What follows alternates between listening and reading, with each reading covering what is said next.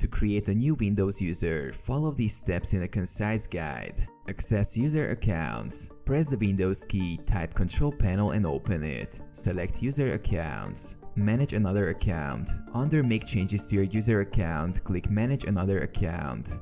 Add a new user. Select Add a new user in PC settings or add or remove user accounts depending on your Windows version. Add the user. Click on Add the user account. Enter user details. Provide the new user's name and, if preferred, a password.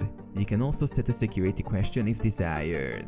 Account type. Choose the account type, standard user or administrator. Generally, it's safer to create standard user accounts. Create account. Click Next or Create account depending on your Windows version. Complete setup. If you created a password, the new user will be prompted to change it upon first login. Log in. Log out of your current account or restart your computer. The new user can now log in with their username and password.